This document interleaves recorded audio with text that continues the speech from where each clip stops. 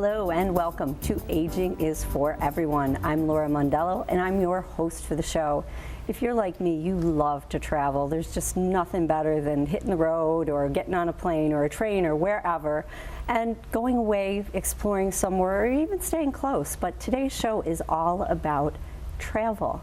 And we invite you to find out some more with our guests from AAA. We have Angela WAWRYZNEK, and Angela, you're the manager of the AAA Clarence Travel and Insurance Center, and Regina Sullivan, who's the group sales manager for Horizon Club Tours. It's great to have you guys with me today. Thanks for having us.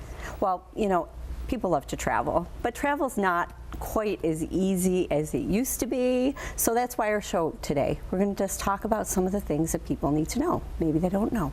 So Angela, one of the things, somebody maybe hasn't traveled a while, they haven't crossed a border in a while.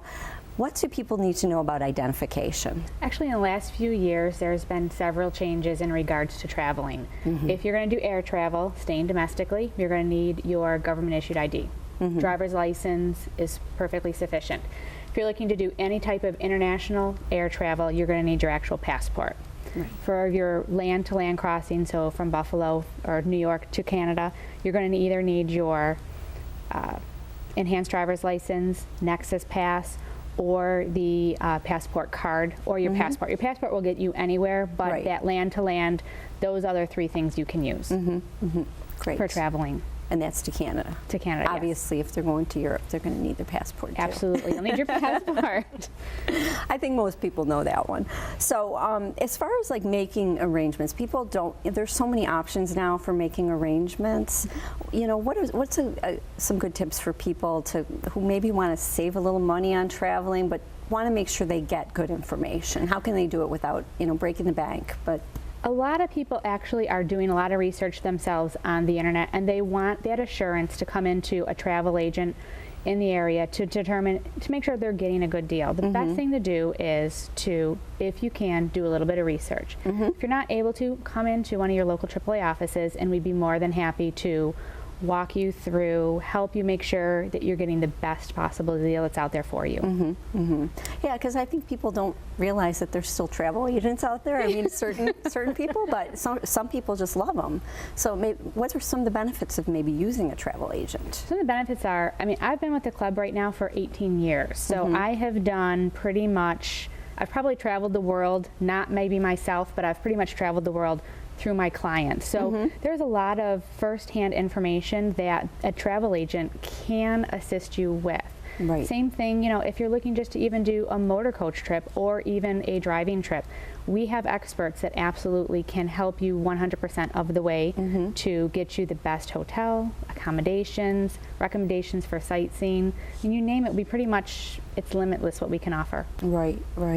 And you know, there's got to be travel nightmares that you've heard too. What are some of the common travel problems that people have, and maybe give some examples, because you seem to have some. This past weekend, with it being the big break for the high schools and for the schools in the area, I probably, and probably Regina, we have several clients that were on the road, either flying, driving, getting on a cruise, that I'm sure I know that I had a group of several passengers leaving on a cruise, as well as other passengers, just to make sure. They were calling me on Friday to make sure, oh my gosh, what should we do if my flight is canceled tomorrow? And it's just making sure that being a prepared traveler is really, to get through the hiccups that happen, being prepared is the best thing. Making sure that in your cell phone you have the telephone numbers for the airlines, the hotels, emergency contacts, so that if something does happen at the airport or wherever you are, you have those numbers firsthand and you can easily access them. Right. I mean, and that's got to be especially important this time of year, because you never